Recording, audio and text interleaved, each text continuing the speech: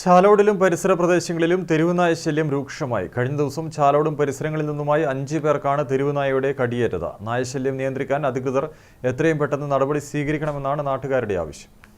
കഴിഞ്ഞ ദിവസം വൈകിട്ട് ചാലോട് ടൗണിൽ വെച്ചാണ് കാൽനട യാത്രക്കാരായ 2 പേർക്ക് തെരുവുനായയുടെ കടിയേറ്റത്.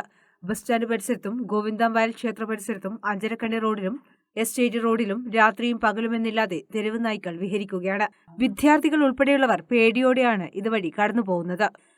ചാലോട് ബസ് സ്റ്റാൻഡിലും പരിസരങ്ങളിലും തെരുവുനായ ശല്യം അതിരൂക്ഷമായിക്കൊണ്ടിരിക്കുകയാണ്. മിനിഞ്ഞാന്ന് വൈകുന്നേരം നാട്ടുകാരെല്ലാം കൂടി ഒരു തെരുവുനായ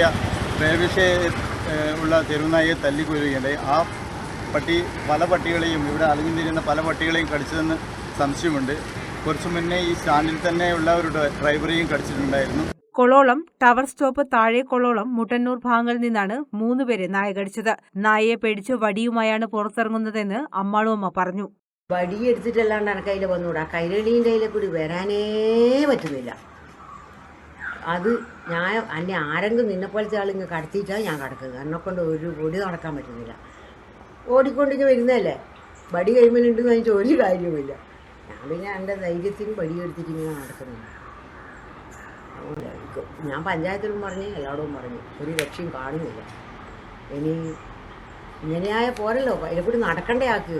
ഞാൻ ജനിച്ച് വളർന്ന നാട് ഇന്ന് വരെ അങ്ങനത്തെ ഒരു വിഷമം എനിക്കുണ്ടായിട്ടില്ല. ഇപ്പോൾ ഇങ്ങനത്തെ ഒരു ഇത്. ചാലോട് ടൗണിലെ തെരുവുനായകളെ നിയന്ത്രിക്കാൻ അധികൃതർ എത്രയും പെട്ടെന്ന് നടപടി സ്വീകരിക്കണമെന്നാണ് നാട്ടുകാരുടെ ആവശ്യം. News bureau, Mattannur.